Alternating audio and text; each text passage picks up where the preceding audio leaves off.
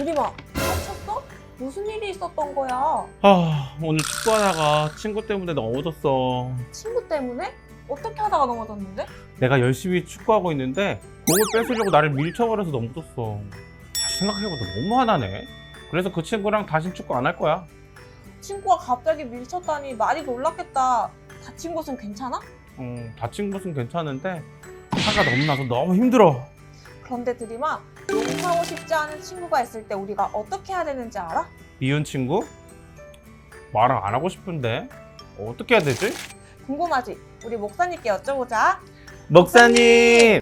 여러분, 누군가가 나를 속상하게 하거나 아프게 했던 적이 있나요?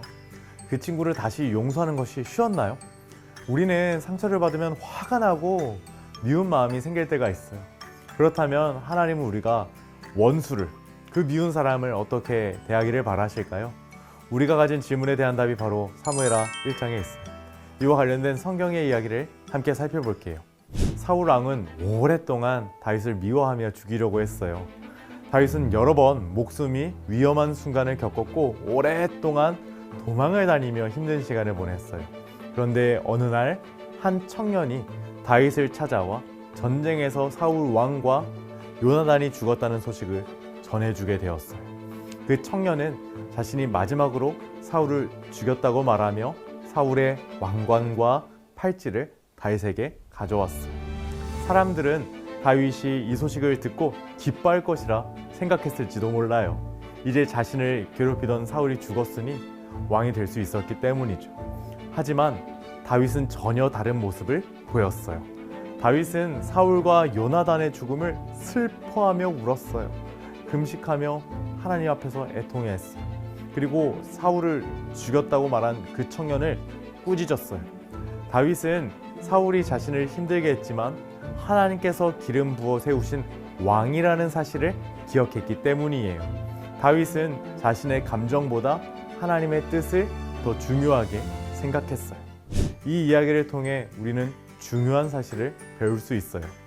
하나님은 우리가 미워하는 마음을 붙잡고 살아가기보다 하나님의 마음으로 용서하기를 원하신다는 거예요.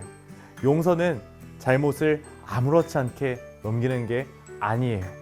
하나님께 판단, 하나님께 결정을 맡기고 미움 대신 사랑과 자비를 선택하는 거예요. 우리의 삶 속에서도 나를 속상하게 하는 사람들이 있어요. 그렇죠?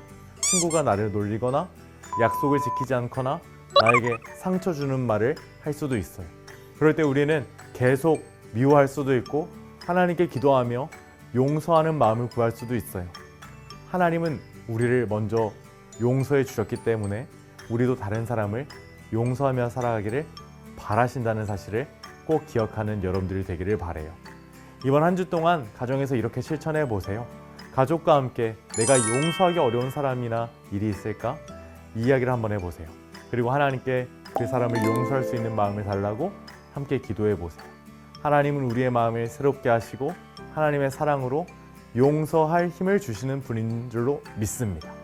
하나님의 마음으로 용서하며 살아가는 여러분의 가정이 다 되기를 주님의 이름으로 축복합니다. 기도하겠습니다.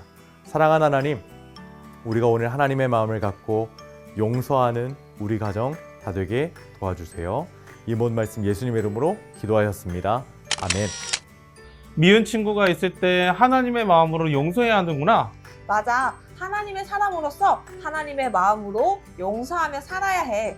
지금 영상을 보고 있는 친구들도 가족들과 함께 하나님의 마음으로 용서한 경험이 있는지 함께 나눠도 보도록 해요. 그리고 하나님의 마음으로 용서하는 우리 가족이 되게 해주세요 라고 가족들과 함께 기도해요. 그럼 친구들, 다음 주에 또 만나요. 안녕.